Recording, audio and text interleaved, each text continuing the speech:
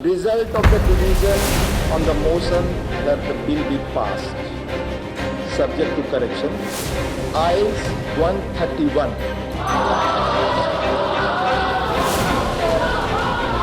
Noes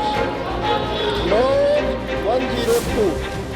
जिस bill को अरविंद केजरीवाल 2024 का सेमीफाइनल बता रहे थे, जिस बिल को संसद में पास होने से रोकने के लिए अरविंद केजरीवाल ने जी जान लगा दी, लेकिन बावजूद उसके बिल पास हो गया। सरकार के समर्थन में 131 वोट मिले तो वहीं विपक्ष में कुल 102 वोट। अब जाहिर सी बात है, जिस बिल के लिए अरविंद केजरीवाल ने पूरा विपक्ष एकजुट किया, बावजूद उसके संसद से बिल का पास हो जाना उनके लिए बड़ा झटका है। लेकिन जिस इंडिया अलायंस के 26 दलों के बूते पे अरविंद केजरीवाल राज्यसभा में इस बिल को हराने का दम भर रहे थे, इंडिया अलायंस में शामिल जिन 26 दलों के पूरे वोट मिलने की केजरीवाल उम्मीद कर रहे थे, उनकी इस उम्मीद को एक बड़ा झटका लगा है, क्योंकि राज्यसभा में वोटिंग के दौरान इंडिया अलायंस के 2 सांसद आए ही नहीं। अब कौन है वो सांसद जो केजरीवाल को बिल पर समर्थन का वादा देकर आए ही नहीं, और क्या है इंडिया अलायंस के लिए झटका, यही आपको इस वीडियो में समझाने की कोशिश करेंगे। सबसे पहले आपको वोटिंग वाले दिन का नंबर गेम बताते हैं, जिसके जरिए आधी तस्वीर क्लियर हो जाएगी। बता दें कि मौजूदा समय में राज्यसभा में कुल 238 सांसद है। बहुमत के लिए 120 सांसद चाहिए थे।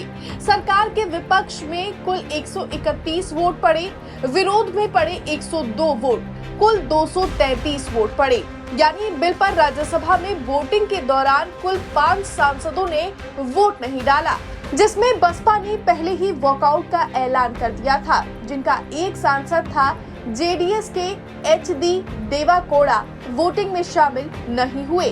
न वो किसी अलायंस का हिस्सा है, न ही आधिकारिक तौर पर केजरीवाल ने उनसे समर्थन मांगा। वोटिंग के दौरान जेडीयू के सांसद हरिवंश राय उपसभापति की हैसियत से चेयर पर आसीन थे, जो वोट नहीं डाल सके थे। बचे 2 सांसद वो थे जयंत चौधरी और कपिल सिब्बल, जो इंडिया अलायंस में भी शामिल है।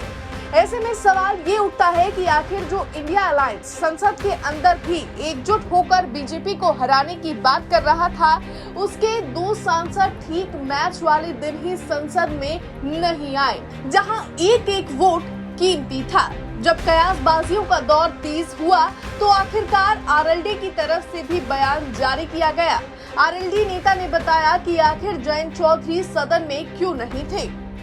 उनकी पत्नी का मेजर ऑपरेशन हुआ था, जिस वजह से वो राज्यसभा की कार्रवाई में दिल्ली सेवा विधेयक में भाग नहीं ले सके। लेकिन राष्ट्रीय लोकदल और राष्ट्रीय लोकदल के राष्ट्रीय अध्यक्ष चौधरी जयंत सिंह जी दिल्ली सेवा विधेयक पर इंडिया गठबंधन के साथ हैं, विपक्ष के साथ हैं। तो वहीं कपिल सिब्बल को लेकर ये कहा जा रहा है कि वो देश में मौजूद नहीं है, इस वजह से वे संसद में बिल के खिलाफ वोट डालने नहीं आ सके, और यही वजह है कि अरविंद केजरीवाल को 2 वोट कम मिले। हालांकि ये 2 वोट कोई मायने नहीं रखते, क्योंकि सरकार और विपक्ष में हार जीत का फासला काफी बड़ा था। लेकिन हाँ, ये 2 वोट इस लिहाज से बेहद जरूरी थे, क्योंकि इंडिया अलायंस बनने के बाद लगातार बीजेपी की तरफ से इसमें फूट पड़ने की बात कही जा रही है। ऐसे में बिल पर वोटिंग इंडिया अलायंस की एकजुटता का लिटमस टेस्ट भी था। ब्यूरो रिपोर्ट, दिल्ली तक।